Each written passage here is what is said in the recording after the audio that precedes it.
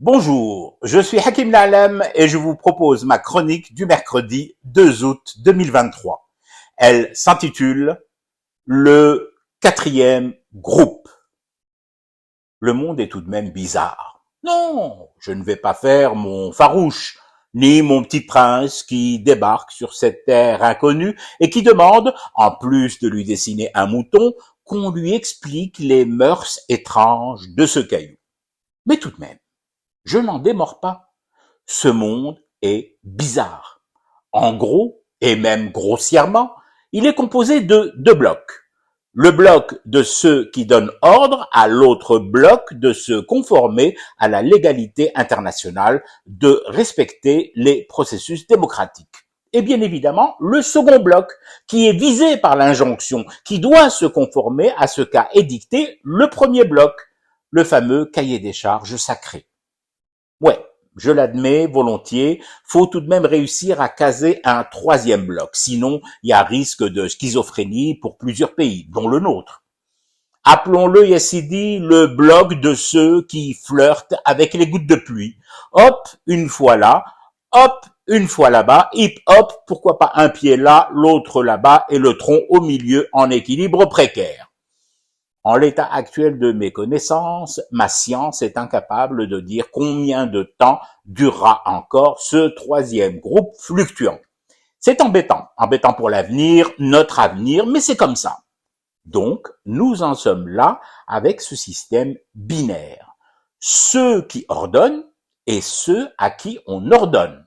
Invariablement, l'ordre aboyé se résume à cette formule. Nous exigeons le retour à la légalité démocratique, à la préservation des droits de l'homme et au respect des engagements internationaux. Bon, sur le principe, une fois que tu as intégré ce truc un peu dingo de nations qui ont le droit divin d'ordonner ce genre de choses, unilatéralement décidées par elles, tu peux très bien te dire, au fond, pourquoi pas? Mais si ça doit calmer les tensions, si ça doit apaiser les esprits, si ça doit éviter la surchauffe planétaire, pourquoi ne pas obéir à de tels ordres?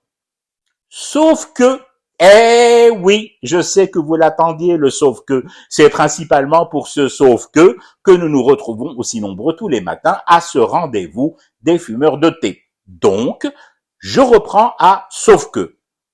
Sauf que cette logique se heurte à un truc totalement incompréhensible. Le quatrième bloc. Oui, je sais, jusque-là, je n'avais évoqué que les trois autres blocs. Alors pourquoi cette omission? D'abord parce que je tenais à aller jusqu'au bout de cette chronique. C'est loin d'être évident avec la nature de ce quatrième groupe. Ce quatrième groupe peut tout arrêter, à tout instant qu'il aura, lui, décidé. Ensuite, parce que j'adore le suspense. Et puis par-dessus tout, j'aime bien jouer avec vos nerfs et vous titiller l'adrénaline. Normalement, c'est l'instant de la chronique où vous devez lancer en chœur « Oh mon Dieu, c'est quoi ce quatrième groupe ?» Voilà, alors en chœur, en harmonie et avec moi, affichons le même air terrorisé sur nos visages. « Oh mon Dieu, mais c'est quoi ce quatrième groupe ?» En fait, ce quatrième groupe n'est constitué que d'une seule entité, Israël. Israël ordonne et ne se fait pas ordonner. Ça ne fonctionne pas dans ce sens-là, jamais ebeden. Pourtant, tous les jours que Dieu fait, et même ceux qui n'ont pas vraiment eu le temps de faire ou de terminer, Israël enfreint la légalité internationale, foule aux pieds, aux coudes, aux manches et jusqu'au cou les règles démocratiques, les engagements internationaux et le SMIC d'humanité. Ne parlons même pas d'humanisme. Mais c'est comme ça. Israël est le quatrième groupe, avec cette spécificité tout de même. Le quatrième groupe veut anéantir le troisième groupe, exterminer le deuxième et décider de tout dans le premier. Je vous avais prévenu, en début de chronique, ce monde est décidément bizarre. Moi, je dis bizarre, bizarre, comme c'est étrange. Salut à toi, Prévert, scénariste inoubliable de Drôle de Dame de Michel Carnet, avec cet autre monstre des planches et de la répartie que fut Louis Jouvet. Je fume du thé et je reste éveillé le cauchemar de ce théâtre des ombres continue. C'était Hakim Na'lam, je vous retrouve demain pour une autre chronique et une autre façon de dire son amour à l'Algérie.